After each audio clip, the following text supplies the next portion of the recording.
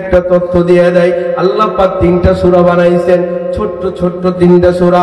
ওয়াল আসরি ইন্নাল ইনসানা লাফি খুসর ইল্লাল্লাযিনা আমানু ওয়া আমিলুস সলিহাত ওয়া তাওয়াসাউ বিল হাক্কি ওয়া তাওয়াসাউ বিস সবর। সুবহানাল্লাহ। এটা একটা ছোট সূরা, কি ঠিক আছে না? আরেকটা সূরা হইল ইন্না আতাইনা কাল কাউসার ফাসাল্লি লিরাব্বিকা ওয়ানহার ইন্না শানিয়াকা হুয়াল আবতার। আরেকটা সূরা আছে সূরা ইখলাস, কুল হুয়াল্লাহু আহাদ আল্লাহুস সামাদ লাম ইয়ালিদ ওয়া লাম ইউলাদ ওয়া লাম ইয়াকুল লাহু কুফুয়ান আহাদ। বলেন আল্লাহু আকবার। এই তিনটা সূরা সাথে আর সূরা আছে?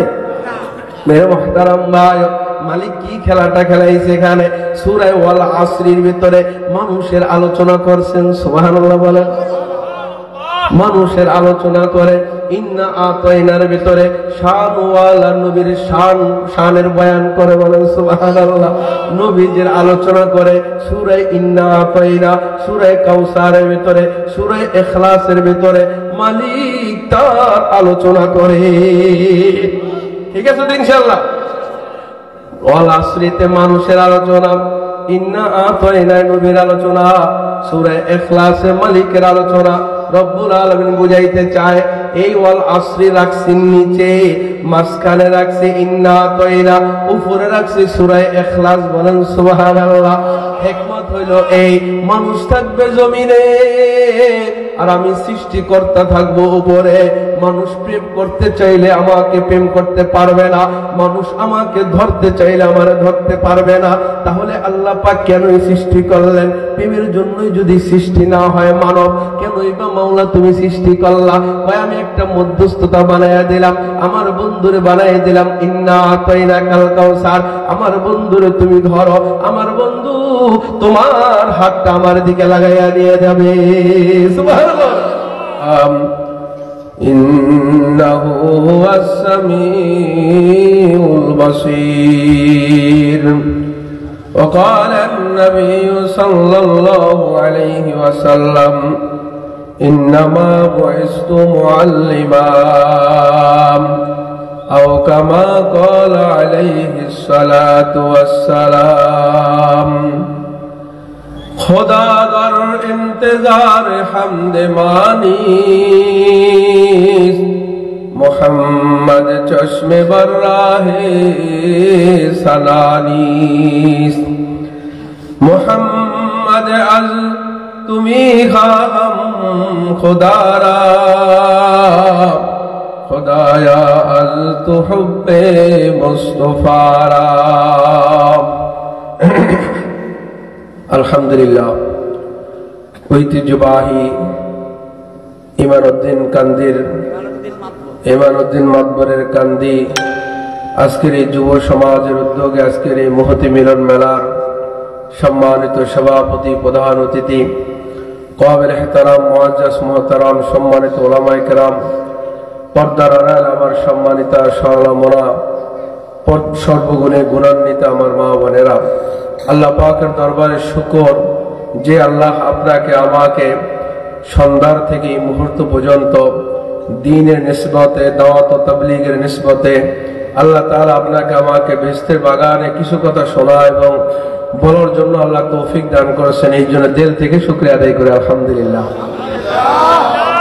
আর শুকরিয়া আদায় করে যে মাওলা আপনাকে আমাকে সর্বশ্রেষ্ঠ পয়গম্বর সৈয়দুল মুরসালিন রহমাতুল লিল আলামিন শফিউল মুজনবিন খাতামুন নবিয়িন সৈয়দুস সাকালাইন ইমামুল মুরসালিন শফি আজম রসুল আকরম রহমত আলম নবিউল আরব ওয়াল আজম হাবিবি কিবরিয়া আশরাফুল আম্বিয়া সাকি কাউসার আফতাব নবুওয়াত ফখরে মওজুদাত জনাব মুহাম্মদুর রাসূলুল্লাহ সাল্লাল্লাহু আলাইহি ওয়াসাল্লামের উম্মত করে আল্লাহ তাআলা আপনাকে আমাকে এই পৃথিবীতে পাঠিয়েছেন। সবাই জোরে চিৎকার করে বলেন আলহামদুলিল্লাহ।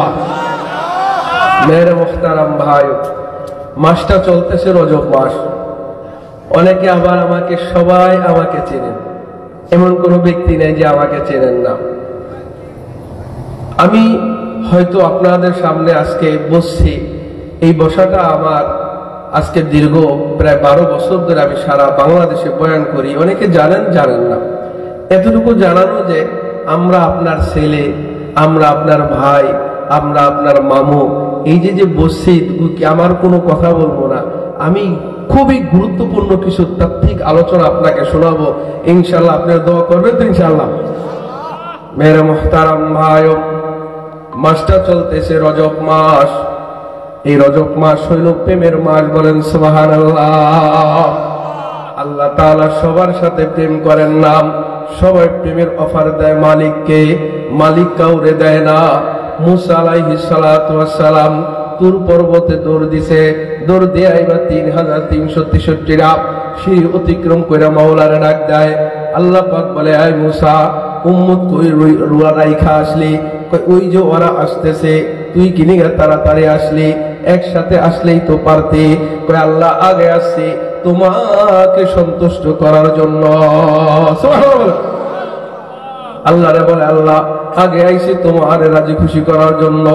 এই দিক দিয়ে আল্লাহ পাক মুহাম্মদুর রাসূলুল্লাহকে বলে, বন্ধু ওরা একটু থাপড় দেয়, ওরা একটু গালি দেয়, ওরা তোমাকে নির্যাতন করে, বন্ধু তুমি কষ্ট পাইও না, একটু সবুর করো, আমি তোমাকে এমন দেওয়া দিব, ওয়ালা সাউফা ইউতিকা রাব্বুকা ফাতারদা। আমি আল্লাহ ফুলের ডালা সাজায় বইসা রইছি, তোমারে আমি সন্তুষ্ট করে দিব। সুবহানাল্লাহ। পার্থক্য এতটুকু, মুসা যায় মাওলারে সন্তুষ্ট করার জন্য, আর আল্লাহ নিজে মুহাম্মদুর রাসূলুল্লাহকে সন্তুষ্ট করার জন্য বৈশা থাকে। সুবহানাল্লাহ। মেরে মুহতারাম ভাই, মুসা আলাইহিস সালাম মালিকের সাথে কথা কয়, কথা কইতে কইতে এবার মালিকের সাথে কথার ভিতরে এত মজা, এত আওয়াজ, এত সুন্দর শান। এক সময় মুসা আলাইহিস সালাম মাওলার বলে, মাওলা তোমার কথা যদি এত সুন্দর হয়, তুমি মাওলা কত সুন্দর, আর থাকতে পারে না, রুখসার সে বার কাকা যারা पर्दा उठा दो लिल्लाहि मुझे हुस्ने खुदा दाद दिखा दो आए बाहर करम सदके हुसैन इब्ने अली का पियासा हो मुझे शरबत दी दार पिला दो मैं दूर हो मजबूर हो आए सैयद आलम दीदार दिखाते नहीं आवाज सुना दो। मूसा अलैहिस सालाम मौलार साथे कथा कইতে কইতে এক পর্যায়ে মৌলারে কয়, মৌলা পর্দা উঠাও, হাজার হাজার পর্দা উঠাইয়া দাও, ৭০,০০০ নূরের পর্দা সরাও, তোমারে দেখতে চাই। রব্বি আরিনি আনজুর ইলাইকা, এই মৌলা তুমি আমার চর্ম চক্ষে দেখা দাও। রব্বুল আলামিন বলেন, লান তারানি মুসা, আমি তোমার চোখের ভিতরে মন পাওয়ার দেই নাই, আমাকে তোমার দেখার স্বার্থ নাই, আমাকে দেখার মতো তোমাকে শক্তি দেই নাই। এই দিক দিয়ে মুসাকে আল্লাহ পাক বলে, তুমি দেখতে পারবা না, দেখার মতো শক্তি আমি তোমারে দেই নাই। ওই দিক দিয়ে কেমন প্রেমের খেলা খেলায়। আমার নবী যে মক্কার ভেতর থেকে মারি খায়, ওখান থেকে তায়েফ শহরে যায়, ওখান থেকে মারি খায়, ওখান থেকে মক্কায় ফেরে উম্মে হানির ঘরের ভেতরে ঘুমায়। মনে বড় ব্যথা, আমার যদি আসমা থাকতো, আমার মা আমার পাশে থাকতো, আজকে যদি আমার বাবা থাকতো, আমার বাবা আমাকে সোহাগ করতো, আমাকে সান্ত্বনা দিত। আল্লাহু আকবার বলেন। আজকে যদি আমার দাদা আব্দুল মুত্তালিব থাকতো, আমার আজকে দুঃখের সময় সান্ত্বনা দিত। এমন ব্যথা লইয়া নবীজি উম্মে হানির ঘরের ভিতরে ঘুমায়। রব্বুল আলামিন বুরাক সহকারে জিব্রাইল মিকাইলকে বলে, জিব্রাইল আমার বন্ধুরে বই উম্মে হানির ঘরে যাও। এবার উম্মে হানির ঘরের কাছে যায়, জিব্রাইল সালাম দেয়, নবীজি সালামের উত্তর দেয়। নবীজি জানে ইয়ামা ইয়ানতিকু আনিল হাওয়া ইন হুয়া ইল্লা ওয়াহয়ু ইউহা। জিব্রাইল কোন সময় তো এমনে এমনে আমার কাছে আসে না, জিব্রাইল কোন সময় এমনে এমনে আমাকে ডাকে না। আজকে আমি ভরাক্রান্ত হৃদয় নিয়ে শোয়া, আমার শরীরে রক্ত, আমার মাথায় রক্ত, আমার শরীর বড় দুর্বল। জিব্রাইল যখন সালাম দেয়, এবার দরজার একটু খোলেন, এক তাফসিরে আছে দরজা খোলেন, একটু বাইরে হন, আরেক তাফসিরে আছে কোনো দরজা টরজা না। জিব্রাইল আলাইহিস সালাম উপরে ছাদ খোলে, ফাঁকা কইরা নবীজিকে ওখান থেকে উঠায়। ওখান থেকে আল্লাহ বাইতুল মুকাদ্দাস বাইতুল্লাহ লইয়া যায়। বাইতুল্লাহ লইয়া হাতিমে কাবার উপরে শোয়াইয়া ওখান থেকে পাশে জমজমের কূপের কাছে লয়। জমজমের কূপের কাছে লইয়া আমার নবীজির গলার থেকে নাভি পর্যন্ত ফাড়ে। কেমনে ফাড়ে? ওপেন হার্ট সার্জারি কেমনে করে? জিবরাইল আলাইহিস সালাতু ওয়াস সালাম এই দুই হাতকে ইশারা করে, নবীজির গলার থেকে নাভি পর্যন্ত ফাঁকা হয়ে যায়। সুবহানাল্লাহ। নবী জিবরাইল হাত এমনে ফাঁকা করে, গলার থেকে নাভি পর্যন্ত ফাঁকা হয়ে যায়, সার্জারি হয়ে যায়, কাইটা যায়। কোনো ব্যথা ট্যাথা লাগেনি কয় না, রক্ত টক্ত বের হয়নি কয় না, কোনো আওয়াজ টাওয়াজ হয় না। নবীজি শুয়ে রয়েছেন, ওখান থেকে নবীজিকে বুকটা ফাড়িয়া ওই বামদুদের দুই আঙ্গুলের নিচে কলব নামক জিনিসটাকে আল্লাহ রসুলের কলব নামক জিনিসটাকে জিবরাইল আলাইহিস সালাম বের করলেন। বের করিয়া জমজমের কূপের পানি দিয়ে সুন্দর করে ধুইলেন। সুন্দর করে ধোয়ার পরে জিবরাইল আলাইহিস সালামের সাথে আসা জান্নাত থেকে রেশমি রুমাল দিয়া ঢাকা স্বর্ণের পাত্রে ঈমান এবং হিকমতের অক্সিজেন ভরা এটা নবীজির ওই কলবের মাংসের ভিতরে, কলবের ভিতরে পুশ করে দিলেন। পুশ করার পরে আবার সেটিং করিয়া নবীজির দুই বামদাদের দুই আঙ্গুল নিচে ওটাকে লাগাইয়া দেয়। আবার জিবরাইল হাত ইশারা করে, আবার হাতের সাথে হাত ইশারা করার সঙ্গে সঙ্গে নবীজির সিনা আগের মতো লাইগা যায়। সুবহানাল্লাহ। মেরে মুহতারাম ভাই, এখানেই শেষ না। এবার নবীজিকে লইয়া এবার বুরাকের উপরে ওঠেন। বুরাকের উপরে উঠাইয়া এবার নবীজির সফর আরম্ভ করে দেয়। ইন্না জাহান্নামা তাহতাল আরদি সাবিয়া, রব্বুল আলামিন সাত আসমানের নিচে জাহান্নাম বানায় রাখছেন। জাহান্নামের এক এক স্তর ভ্রমণ আরম্ভ করে দেয়, জমিনের এক এক স্তর ভ্রমণ আরম্ভ করে দেয়। এবার বুরাকে থেকে নামায়, এখানে নামেন, এটা হইল মদিনা। নামাজ পড়ে এভাবে পুরো দুনিয়া সায়ের করার পরে বাইতুল মুকাদ্দাসে নিয়ে যায়। যেই বাইতুল মুকাদ্দাস বাইতুল্লাহর 40,000 বছর পরে হয়েছে, বলেন সুবহানাল্লাহ। এই বাইতুল মুকাদ্দাসে নেয়, ওখানে আব্বাজান আদম সফিউল্লাহ খাড়া, ওখানে নূহুন নাজিবুল্লাহ খাড়া, ওখানে ইব্রাহিম খলিলুল্লাহ খাড়া, ওখানে মুসা কালিমুল্লাহ খাড়া, ওখানে ঈসা রূহুল্লাহ খাড়া, ওখানে বাদশাহ সুলাইমান দাঁড়ানো, ওখানে যুলকারনাইন দাঁড়ানো, ওখানে ইয়াহইয়া আলাইহিস সালাম দাঁড়ানো, ওখানে আইয়ুব নবী দাঁড়ানো, ওখানে জারজিস নবী দাঁড়ানো, ওখানে ইউনূস নবী দাঁড়ানো, ওখানে ইউসুফ নবী দাঁড়ানো, ওখানে হুদ নবী দাঁড়ানো, ওখানে সুলাইমান নবী দাঁড়ানো, ওখানে জাকারিয়া নবী দাঁড়ানো। সমস্ত নবীদেরকে হাজির করলেন। 1,24,000 পয়গম্বরদেরকে বাইতুল মুকাদ্দাসের ভিতরে আল্লাহ পাক হাজির করলেন। এর ভিতরে 300 রাসূল আছে, 313 জন বা 15 জন রাসূল আছে, তাদেরকেও হাজির করলেন। রব্বুল আলামিন বলেন, আমার বন্ধু এখানে আসবে, আমার বন্ধু ইমামতি করবে, তোমরা থাকবা মুক্তাদি, আমার নবী হবে ইমামতি করবে, বলেন সুবহানাল্লাহ। আমার নবীকে আমি একটা শান দিব, ইমামুল আম্বিয়া বানাবো। তোমরা যদি এখানে উপস্থিত না হও, ইমামুল আম্বিয়া বানানো যায় না। তুমি আসছো শেষে, সবাই গেছে আগে। আল্লাহ আদম থেকে শুরু করে সবাইকে যখন বাইতুল মুকাদ্দাসে উপস্থিত করলেন, এবার ওখানে বুরাক নামে নাইমা এবার নবীজি যখন ঢোকে, আব্বাজান আদম সফিউল্লাহ বলে আসসালামু আলাইকা, বলেন না সুবহানাল্লাহ। নূহ নাজিবুল্লাহ সালাম দেয়, ইব্রাহিম খলিলুল্লাহ সালাম দেয়, কথাবার্তা হয়। এবার আজান দেওয়া আরম্ভ করে।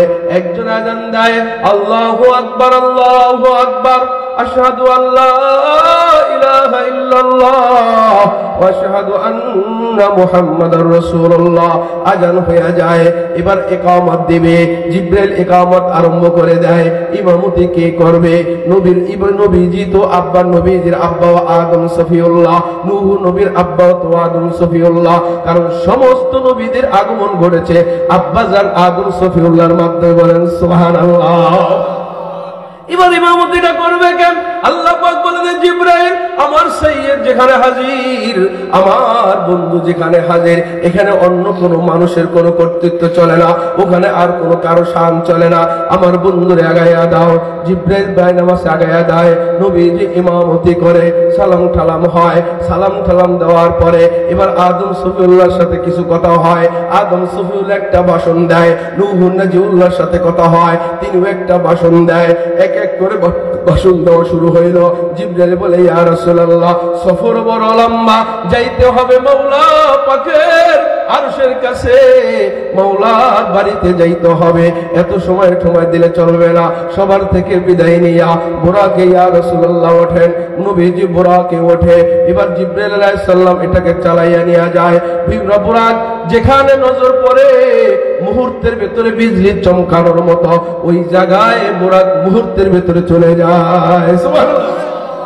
মেরে মুহতারাম ভাই, এবার নবীজিকে বুরাকে উঠাইয়া প্রথম আসমানে চলে যায়। প্রথম আসমানের ঘেরের কাছে এবার যখন টোকা দেয়, কে? আমি জিবরাইল। সাথে কে? মুহাম্মদুর রাসূলুল্লাহ। মালিক কি অনুমতি দিছেনি? কয় মালিক অনুমতি না দিলে কি আনছেনি? এবার দরজা খুলে যায়। এবার ওখান থেকে ওখানে সালাম দেয়। নবীজি সালাম টালাম দেন। ওখানে একজন নবীর সাথে দেখা, অনেক কথাবার্তা হয়। দ্বিতীয় আসমানে চলে যায়, একই কথাবার্তা হয়। দ্বিতীয় আসমানের দরজা খুলে যায়, তৃতীয় আসমানে যায়, তৃতীয় আসমানের দরজা খুলে যায়, চতুর্থ আসমানে যায়, চতুর্থ আসমানের দরজা খুলে যায়, পঞ্চম আসমানে যায়, পঞ্চম আসমানের দরজা খুলে যায়, ষষ্ঠ আসমানে যায়, ষষ্ঠ আসমানের দরজা খুলে যায়, সপ্তম আসমানে চলে যায়, সপ্তম আসমানের দরজা খুলে যায়। এর উপরে আল্লাহ হায়াতের দরিয়া বানায়, এটাও নবীজি পাড়ি দেয়। এর উপরে জুলুমাতের দরিয়া বানায়, এটাও নবীজি পাড়ি দেয়। এর উপরে হিজাবের পর্দা বানায়, এটাও নবীজি পাড়ি দেয়। এর উপরে একটা মেষগুরু বানায়, ওটাও পাড়ি দেয়। এর উপরে আল্লাহ সিদরাতুল মুনতাহা বানায়, ওটাও পাড়ি দিতে যাবে। ওখানে বুরাক যায় থাইমা যায়। এটা হলো স্টেশন। উপরের ফেরেশতা সিদরাতুল মুনতাহা আয়েশা এদের যেই কার্যক্রম হবে দুনিয়ার ফেরেশতাদের কাছে জানায়া দেয়। ওখান থেকে দুনিয়ার কার্যক্রম হয়। উপরে ফেরেশতারা নিচে নামতে পারে না, নিচের ফেরেশতারা উপরে যাইতে পারে না। বলেন সুবহানাল্লাহ। এটুকু বুঝছেন? একটু বোঝা গেছে? হ্যাঁ না বুঝে নাই? এই ওয়াজটু কি বুঝছেন? চলো কথা বল না, কে নাকি জোরে কোন বুঝছেন? এটা তো 2 ঘন্টার ওয়াজ, মনে করেন 3 সেকেন্ডে গেলাম না, 3 মিনিট। আপনি যদি বোঝেন তাহলে আমি এবার চালাই যাই, তার 10 ঘন্টার ওয়াজ আধা ঘন্টার ভিতরে। সুবহানাল্লাহ। তাহলে হ না তো কওয়া লাগবে, ঠিক আছে তো ইনশাআল্লাহ।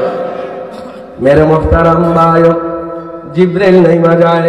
নবীজি ডাক দেখো, জিবরাইল তুমি যদি নাইমা যাও মালিকের বাড়ি কেমনে যাবো?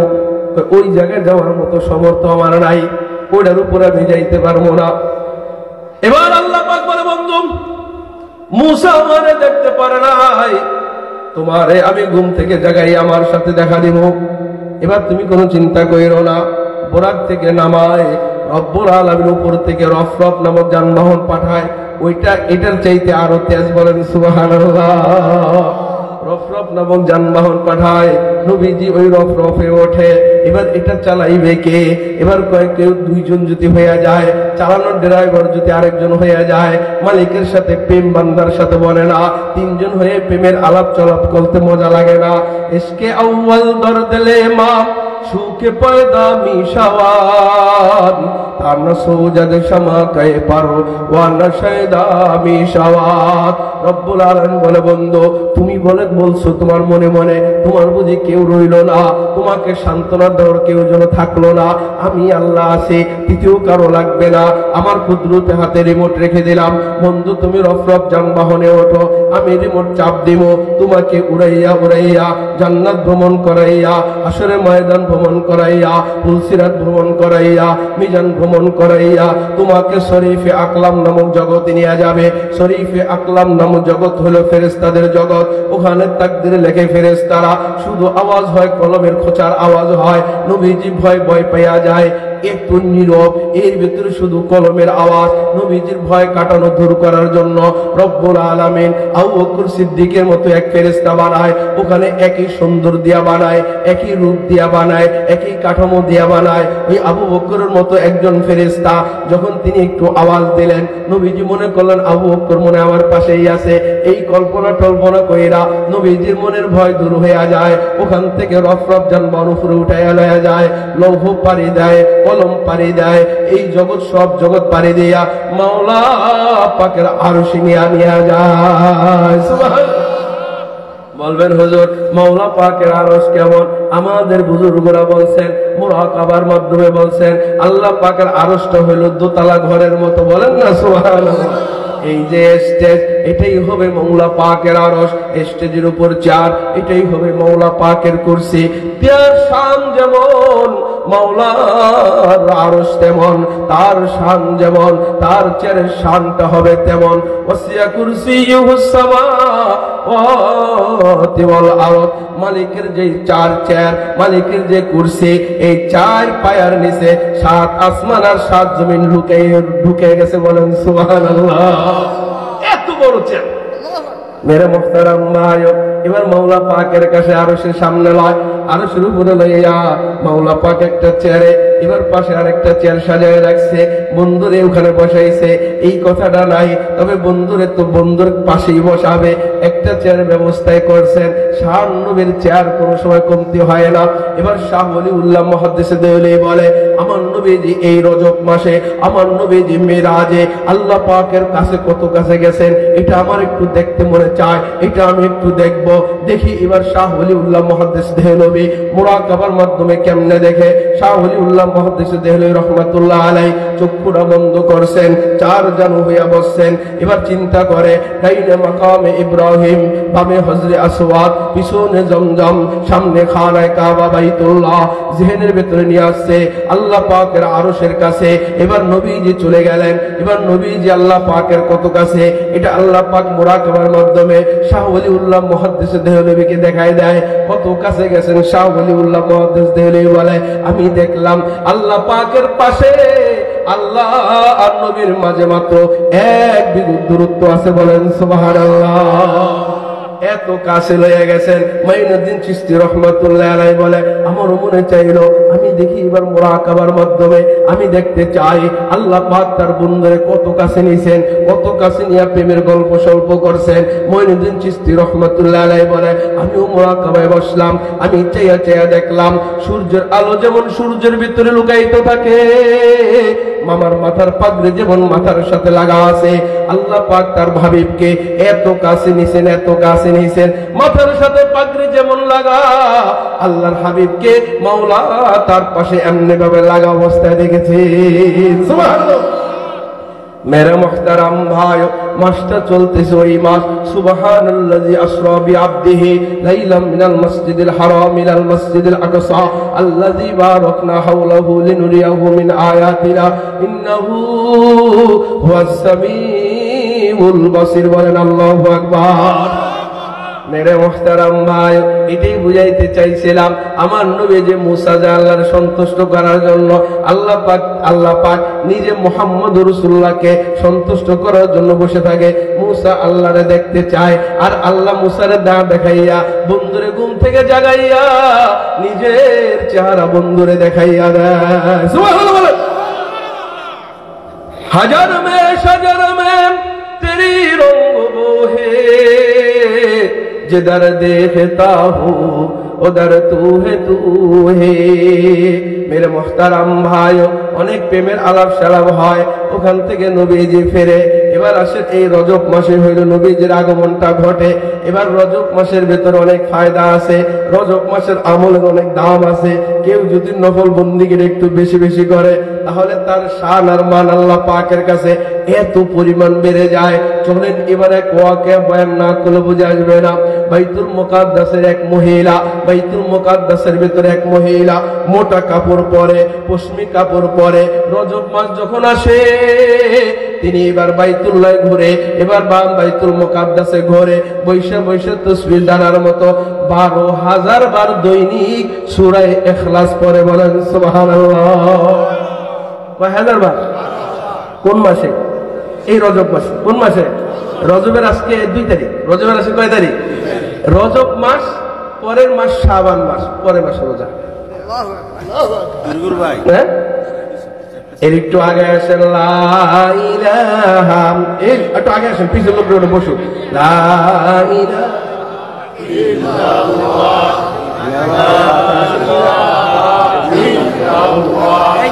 লা ইলাহা ইল্লাল্লাহ মুহাম্মাদুর রাসূলুল্লাহ। সকলে বলেন সাল্লাল্লাহু আলাইহি ওয়াসাল্লাম।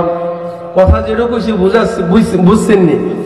এবার কিন্তু আরো গভীরের দিকে যাব, যদি নজর ঠিক থাকে তাহলে বুঝবেন। যে কুতুবপুরি পোলা বয়ান কি করে, এবার বোঝা যাবে ইনশাআল্লাহ। ঠিক আছে তো ইনশাআল্লাহ? আমি কিন্তু একদম অনেক গভীরে চলে যাব, যেগুলো বোঝার মতো যদি মন মানসিকতা আর ওই চাহনি নিয়ে থাকেন তাহলে আপনি বুঝবেন, নয়তো কি কইল। ঠিক আছে না ইনশাআল্লাহ? থাকবেন তো ইনশাআল্লাহ?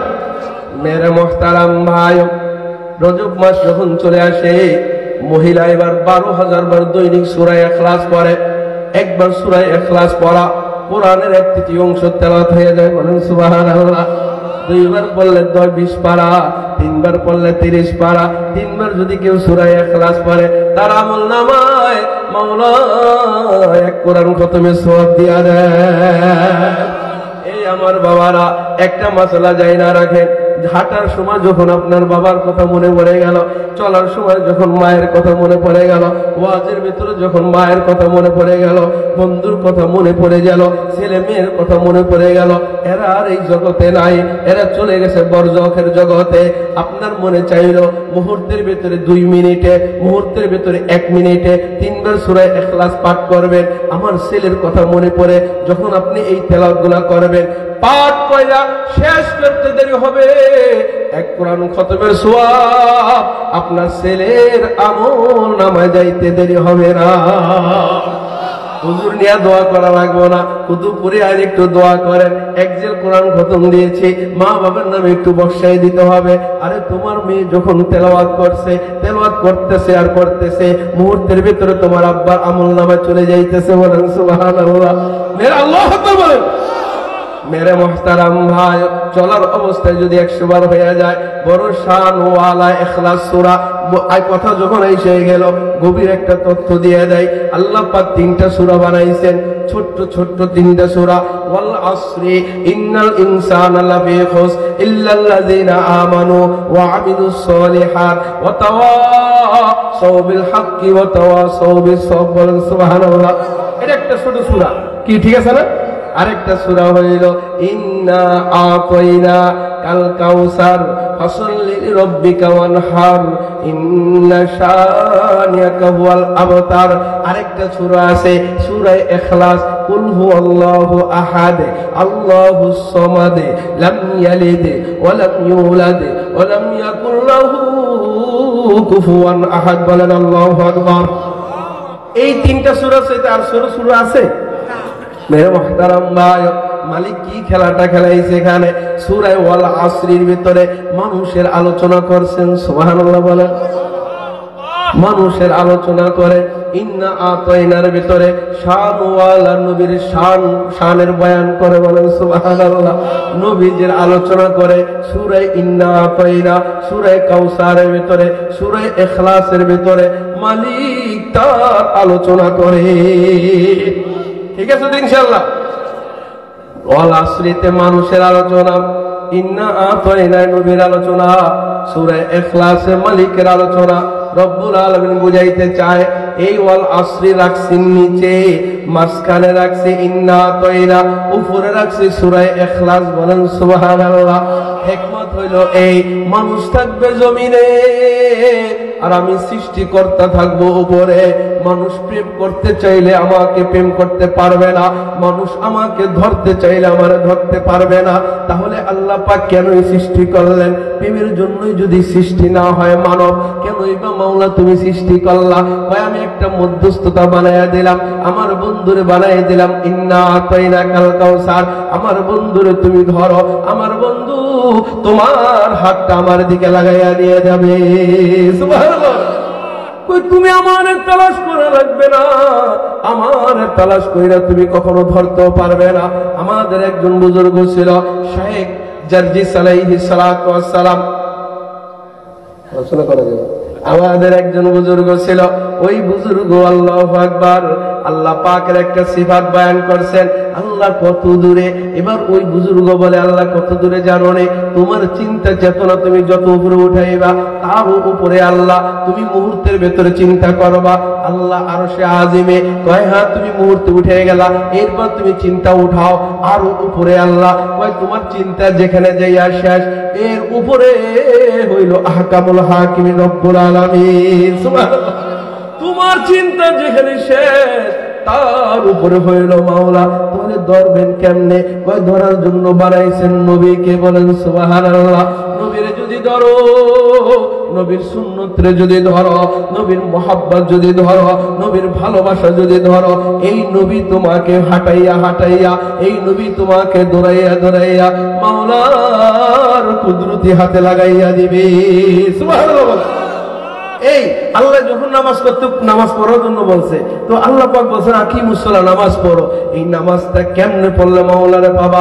কয় নামাজ পড়ার আগে তোমার জামা পরিষ্কার করা লাগবে, জায়গাটা পাক থাকা লাগবে, ওযুটা করা লাগবে, পশ্চিম দিক হওয়া লাগবে, আল্লাহু আকবার বলা লাগবে, সূরা ফাতিহা পড়া লাগবে, এর সাথে সূরা মিলানো লাগবে, ইন্না দুআয় মা সূরা পড়া লাগবে, দুআয় কুনুত লাগতে পারে, তাশাহুদ পড়া লাগবে। কতক্ষণ ঠিক কিনা? আল্লাহ পাক বলে নামাজ পড়ো। বন্ধুর নামাজের সিস্টেমটা শিখাইয়া দেয়। বন্ধুর নামাজের তরিকায় যদি তুমি নামাজ পড়ো, এই নামাজ হবে তুমি আল্লাহ পাওয়ার নামাজ, এই নামাজ হবে আল্লাহ পাওয়ার মাধ্যম। বলেন সুবহানাল্লাহ। আমার পীর কেমনে নামাজ শিখাইলাম, ধ্যানে মুরাকাবায়, ওইটা আমি জানবো না। আমার পীর নবী না, আমার আল্লাহ পাক নবী পাঠাইছেন। কোন তরিকায় নামাজ পড়লে মালিকরে দেখা যাবে, কোন তরিকায় নামাজ পড়লে মালিকের সাথে মেরাজ হবে, কোন তরিকায় নামাজ পড়লে নামাজটা হয়ে যাবে আনতা আবুদাল্লাহ কান নাকা তারা ফাইল্লাম তাকুন তারা ফাইন্নাহু ইয়ারা। তুমি তো নামাজ পড়বা, তুমি মাওলার দেখতেছো, এটাও যদি তুমি না দেখো, অনুভূতিটা নিয়ে আসো। আমার মাওলা আমারে দেখে, আমি তো কানা, আমার চোখ দিয়ে আমি মাওলারে দেখতে পারি না, কিন্তু মাওলার চোখ তো কানা না। এমন অনুভূতি নিয়ে নামাজে দাঁড়াইতে হয়। বলেন সুবহানাল্লাহ। হযরত আলী রাদিয়াল্লাহু তাআলা আনহু বলেন, আমি তো এমন একটা সিজদা দেই না যে সিজদায় মাওলারে আমি দেখি না। সুবহানাল্লাহ। মেরে মুহতারাম ভাই, এটা দেখার জন্য নবীর তরিকা নামাজ পড়া লাগবে। ধ্যানের মুরাকাবার নামাজ পড়লে চলবো নি? কোন চলবো নি? নবীর যদি ধ্যানের মুরাকাবার নামাজ যদি বড় শানদার হইতো, আমার নবীজি মুরাকাবায় সারা জিন্দেগি পার কইরা দিত। নামাজে দাঁড়াইয়া আমার নবীজি পা ফুলাইতো না। সুবহানাল্লাহ বলে। কথা কোন ঠিক কিনা? নামাজে নবীজি দাঁড়াইয়া পা ফুলে গেছে কি গেছে না? এত কত পরিমাণ নামাজে দাঁড়ায় থাকলে পাহাড়া পর্যন্ত ফুলে যেতে পারে। এবার চিন্তা করেন, এবার পৃথিবীর ভিতরে এমন কোন বুজুর্গ চলে আসলো তার নামাজ লাগে না? পৃথিবীর ভিতরে কোন বুজুর্গ চলে আসলো ইশারায় তার নামাজ হয়ে যায়? পৃথিবীর ভিতরে কোন বুজুর্গ চলে আসলো যে তার ধ্যানের নামাজ পড়লে নামাজ হয়ে যায়? নামাজ 5 ওয়াক্ত তার কাছে পছন্দ হয় না, তিনি ধ্যানের মুরাকাবায় 50 ওয়াক্ত নামাজ পড়ে। এটা ভণ্ডামি ছাড়া আর কিছুই না। বলেন এরা এই ধরনের তরিকা মুক্ত যারা আছেন, আল্লাহর রাস্তায় তওবা করে ফিরে আসেন। নবীর তরিকা নামাজ না পড়া পর্যন্ত আপনি শয়তানের সূরত দেখা কইবেন নবীরই দেখা বানাইছি। কথা বলেন ঠিক কিনা? এই শয়তান সব সূরত ধরতে পারে কি পারে না? নবীর সূরত ছাড়া সবার সূরত ধরতে পারে। আব্দুল কাদের জিলানীর আপনি দেখেন নাই? যদি আব্দুল কাদের জিলানীর আপনি শয়তান সূরত ধরে আইসা যদি কয় আমি নবী, তুই এত কষ্ট করস কেন নামাজের ভিতরে? এত নামাজ লাগে না, ধ্যানের মুরাকাবায় নামাজ পড়, পীরের অনুসরণ কর, তাহলেই তো নামাজ হয়ে যাবে। বলেন এটা শয়তানি ছাড়া আর কিছু আছে? মেরে মুহতারাম ভাই, বাইতুল মুকাদ্দাসে মহিলা 12,000 বার সূরা ইখলাস পাঠ করে। এবার মৃত্যুর সময় যখন হয়ে যায়, রজব মাসের কথা, একটা ছেলে ছিল, ছেলের ওসিয়ত করে, বাবা আমি যেই দিন কালা দুনিয়া থেকে চলে যাব, মौत को समझा है गाफिल इख्तितामे जिंदगी, फिर सलाम हो उस नबी पर जो सलाह है बंदगी। কয় যখন মওত আইসা যাবে আমার, যে ব্যক্তিটা, যে মহিলাটা সূরা ইখলাস এত 1000 বার পাঠ করতে পারে, তার মালিকের সাথে কালেকশন আছে কি আছে না? আছে না? তো মানুষ বলতে পারে আমার মনে হয় আর থাকা সম্ভব না, এই জন্য ছেলের আগে ওসিয়ত করে যায়, বাবা আমি যদি মইরা যাই তাহলে আমার যে পশমের মোটা কাপড়গুলা তুমি খুইলো না, গোসল দেওয়ার সময় তো সবাই কাপড় খুলে ফেলবে, আমাকে খুলতে দিও না, আমার এই কাপড়গুলা পরাইয়া গোসল করাইয়া, আমার এই কাপড়গুলা পরাইয়াই আমাকে দাফন কাফনের ব্যবস্থা করে দিও। বাজার থেকে কাফনের কাপড় সুন্দর আমার লাগবে না, আমার এই নোংরা, আমার এই অপরিষ্কার, আমার এই পশমি কাপড়, আমার এই মোটা কাপড় দিয়ে আমাকে গোসল করাইয়া জানাজার নামাজ পড়াইয়া কবরে রেখে দিও। বলেন সুবহানাল্লাহ। মৃত্যুর সময় যখন হয়ে গেছে এবার আর ওই কথা খেয়াল নাই। মা কইছে তো কইছে, কই মা তো বলবে, কিন্তু আমি কেমন করে যদি কাফন না পরাই, আমার সমাজের মানুষ কি কইব, আমার মানুষ সিসি করব। মায়ের কাফনের কাপড়টা পর্যন্ত তোর পকেটে টাকা হয় নাই, কিন্তু মায়ের তো ওসিয়ত ছিল, এটা মানা ওয়াজিব ছিল। কথা বলেন ঠিক কিনা? এটা মানা ওয়াজিব। আর এটা যদি আপনি না মানি তাহলে এটার পরে হয়েছে কি, এত টাকা পয়সা বাপ মা কইরা দিল, মানুষ করলো, ওর 1000 টাকা কাফনের কাপড়ে 1000 টাকা খরচ করলো না, মানুষ ওরা গাইলে ওরা স্টক করে মাইরা ফেলাইবো। কথা বলেন ঠিক কিনা? মানুষ বড় খারাপ, কিন্তু ওসিয়ত মানাটা ছিল ওয়াজিব। সুবহানাল্লাহ বলেন। কথাটা কি ক্লিয়ার? এবার মৃত্যু হয়ে গেল, তাকে সুন্দর কাফন দাফনের ব্যবস্থা করে বাজার থেকে কাপড় এনে কবরস্থানে রাখা হয়। তো 2-1 দিন পরে এই ছেলে মায়ের সাথে স্বপ্ন যোগে দেখা হয়ে যায়। বলেন সুবহানাল্লাহ। মেয়েরা মুহতারাম ভাই, স্বপ্নে যখন এই ছেলের সাথে মায়ের সাথে সাক্ষাৎ হয়, মা খুব রাগান্বিত অবস্থায় আছে। এবার ছেলে কয়, মা তুমি আমার উপরে এত রাগান্বিত কেন? কই, তোর উপরে কেন রাগান্বিত হব না? ওসিয়তটা কি করে গিয়েছিলাম, আমার কাপড় আমার গায়ে দিয়া কবরের ভিতরে রাখবি, আজ আমার কাপড় কেন পাল্টাইয়া নতুন কাপড় দিয়ে দিলি? এই জন্য আমি তোর উপর রাগান্বিত, আমার কাপড় আমারে কবরস্থানের ভিতরে আবার সুন্দর করে পরাইয়া দিবি। এই স্বপ্ন দেখার পরে এবার ওই ছেলের ঘুম ভাঙ্গা যায়। সকালবেলা আলেম ওলামাদের কাছে যায়, কয়, হা তোমার মা বড় বুজুর্গ ছিল, তোমার মা বড় আহলুল্লাহ ছিল, তুমি তোমার মায়ের ওই পশমি কাপড়টা কবরস্থানে যাইয়া গর্ত কইরা তোমার মায়ের শরীরে দিয়ে আসো। সুবহানাল্লাহ।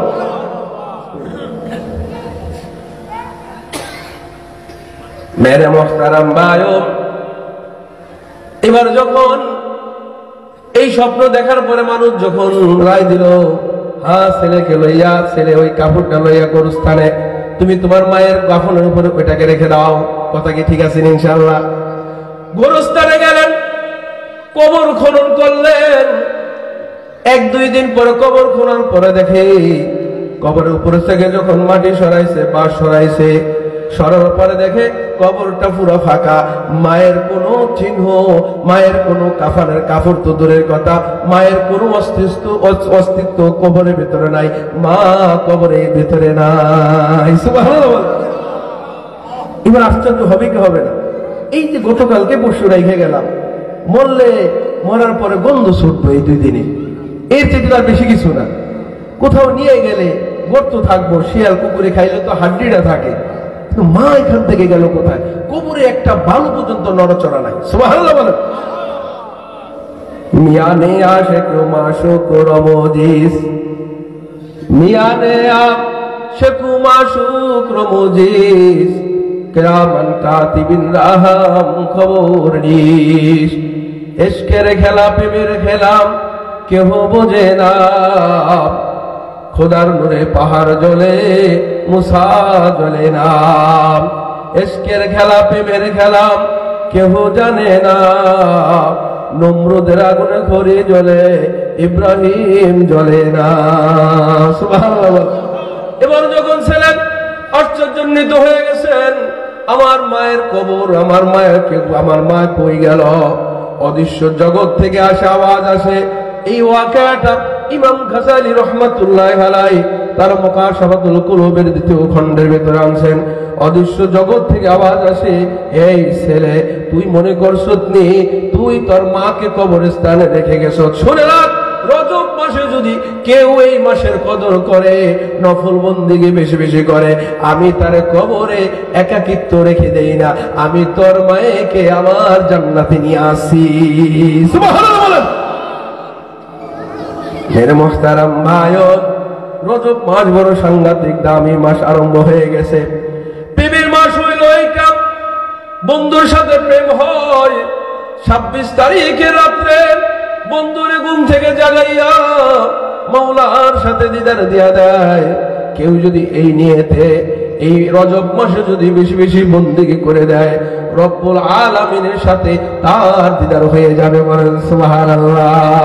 ইমামে আজম আবু হানিফা রাহমাতুল্লাহি আলাইহির সাথে আল্লাহ পাকের সাথে 99 বার দেখা হয়েছিল। বলেন সুবহানাল্লাহ। প্রতিবার জিজ্ঞাসা, আল্লাহ তোমার সহজভাবে পাওয়ার মাধ্যম কোনটা?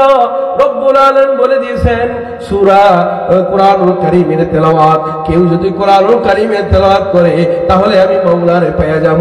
আবার স্বপ্নে দেখে মাওলা তোরে পাওয়ার সোজা রাস্তা কোনটা? এবার মাওলা বলে দেয় আমার কোরআনুল কারীমের তেলাওয়াত এইভাবে করতে করতে করতে করতে করতে করতে যখন 99 বার পার হয়ে গেছে, 100-র মাথায় আইসা আল্লাহরে বলে মাওলা এবার তোমার পাওয়ার সহজ রাস্তা কোনটা? কয় কোরআনুল কারীমের তেলাওয়াত। এবার আজম আবু হানিফা বলে মাওলা কোরআনুল কারীম বুঝা পড়তে বুঝা পড়লে না বুঝা পড়লে রব্বুল আলামিন বলে বুঝা পড়ুক বা না বুঝা পড়ো কোরআনুল কারীম তেলাওয়াত করলে আমি মাওলারে পাওয়া যাবি। সুবহানাল্লাহ বলেন। মেরে মুহতারাম ভাইও, আমরা এখানে অনেকে কোরআন তেলাওয়াত জানি, সবাই জানি, কেউ আবারও আমরা রিডিং পড়তে পারি, কেউ রিডিং পড়তে পারি না। কোরআনুল কারীম জানি আমরা সূরা ইখলাস, আমরা সূরা আলাম তারা কাইফা ফাআলা রাব্বুকা বিআসহাবিল ফিল, এই সূরা পারি কি পারি না? লিলাফি কুরাইশিন ইলাফিহিম এটাও পারে, আর আইতাল্লাযী ইউকাযযিবু বিদ্দিন এটাও পারে, ইন্না আতাইনাকাল কাউসার এটাও পারে, কুল ইয়া আইয়ুহাল কাফিরুন এটাও পারে, ইযা জাআ নাসরুল্লাহি ওয়াল ফাত এটাও পারি, তাব্বাত ইয়াদা আবি লাহাবি ওয়া তাব্ব এটাও পারি, কুল হুয়াল্লাহু আহাদ আল্লাহু সামাদ এটাও আমরা পারি, কুল আউযু বিরাব্বিল ফালাক মিন শাররি মা খালাক এটাও আমরা পারি, কুল আউযু বিরাব্বিন নাস মালিকিন নাস ইলাহিন নাস মিন শাররিল ওয়াসওয়াসিল খান্নাস এটাও আমরা পারি। সূরা ফাতিহা আলহামদুলিল্লাহি রাব্বিল আলামিন পারি কি পারি না? বলেন তো এগুলা কোরআনের বাহিরে না কোরআনের ভিতরে? তাহলে কোরআনের ভিতরে এই সূরাগুলো আছে, আমি রিডিং করতে পারি, আমি রিডিং করব। রিডিং কইরা সূরা ফাতিহা থেকে নাস পর্যন্ত বললে এক কোরআন খতমের সওয়াব হবে।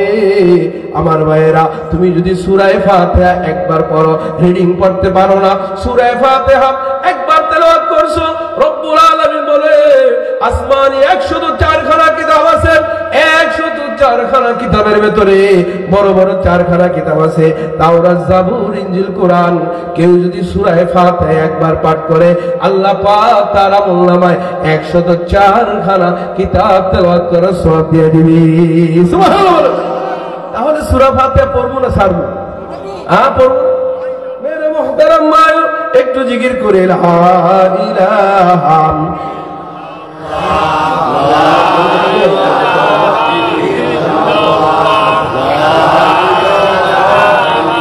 ইল্লাল্লাহ লা ইলাহা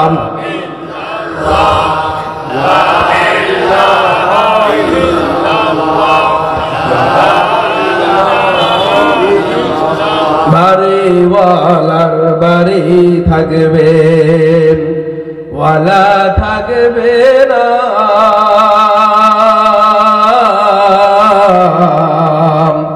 গাড়িওয়ালার গাড়ি থাকবে, ওয়ালা থাকবে না। লা ইলাহা, আওয়াজ করে লা ইলাহা লা ইলাহা লা ইলাহা ইল্লাল্লাহু মুহাম্মাদুর রাসূলুল্লাহ। সকলে বলি সাল্লাল্লাহু আলাইহি ওয়াসাল্লাম।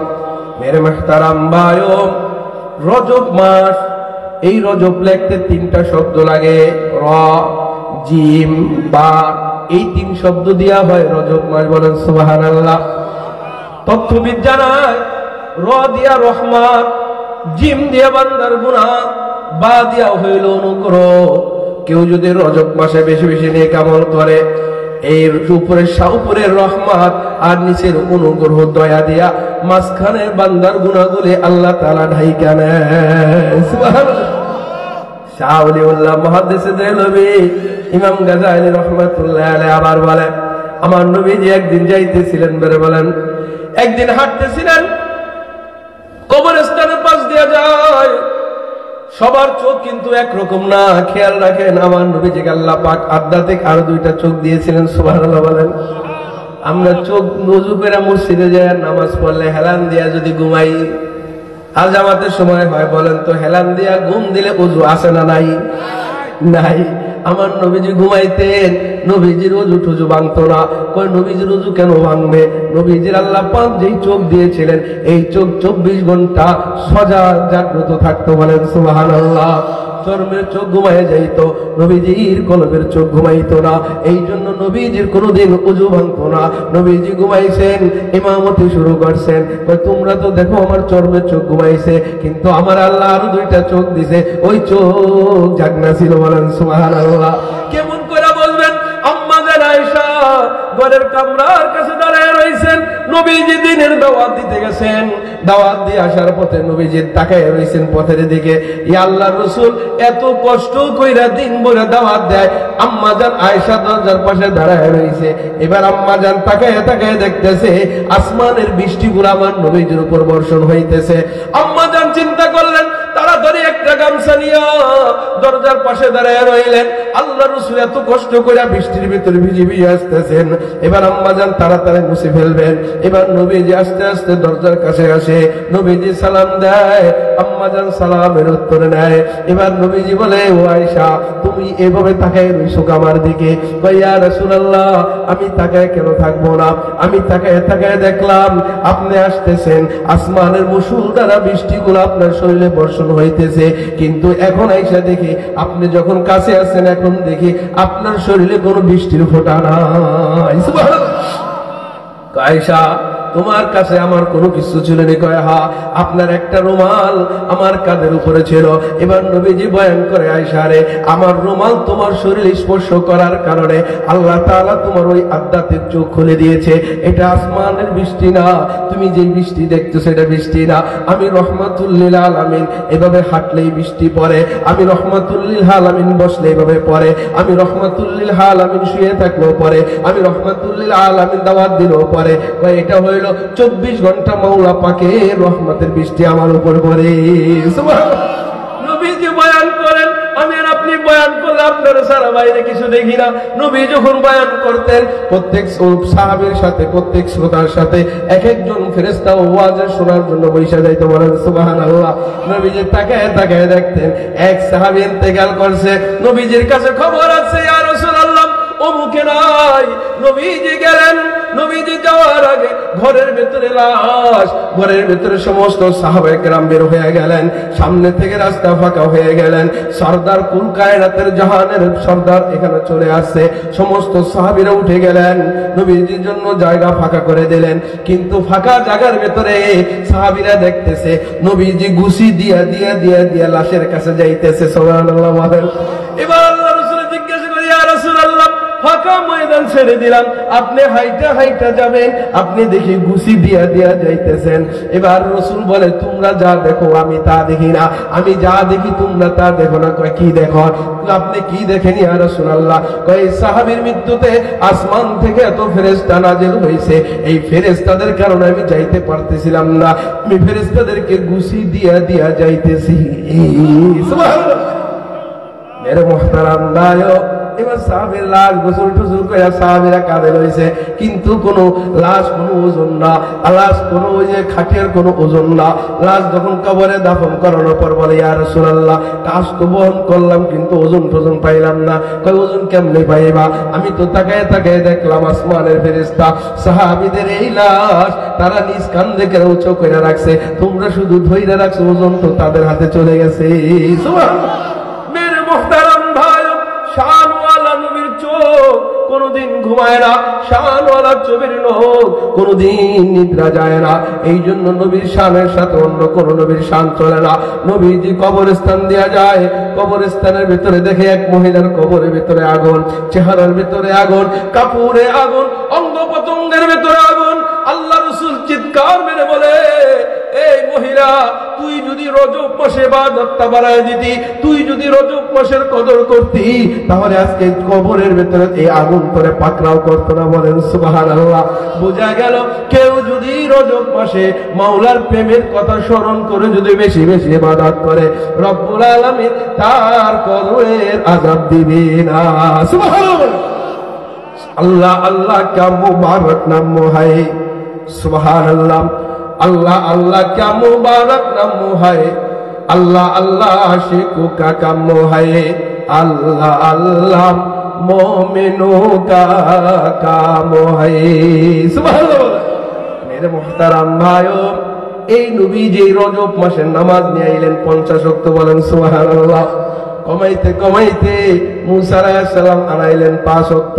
আমাদের জন্য 5 ওয়াক্ত নামাজ এই মাসের ভিতরে আল্লাহ পাক ফরজ করলেন। সুবহানাল্লাহ। এই মাসেই কিন্তু এই নামাজকে আল্লাহ রাসূল আল্লাহর কাছ থেকে নিয়ে আসেন। সুবহানাল্লাহ বলেন।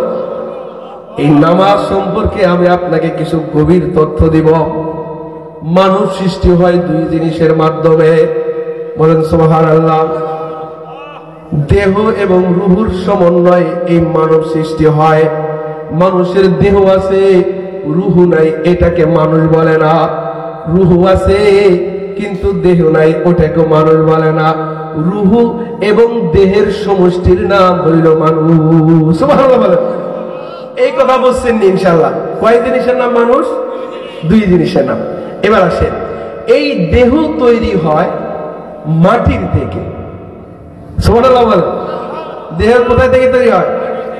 কারণ আপনি মাটির জিনিস দিয়েই খাই, মাটির জিনিসের সার নির্যাস খাওয়ার কারণে আব্বার শরীরের ভেতরে ওই পদার্থ নামক তরল জিনিস হয়েছে, ওই তরল জিনিসের মাধ্যমে মানুষ সৃষ্টি হয়েছে। সুবহানাল্লাহ বলেন। কি সিস্টেম! আল্লাহ পাক আদমকে বানায় সব জায়গার মাটি দিয়া, কোন মিশিং দিয়ে ডইলা ডইলা। আম্মা জান হাওয়াকে বানায় আব্বা জানের বাম পাজরের বাঁকা হাড় দিয়া।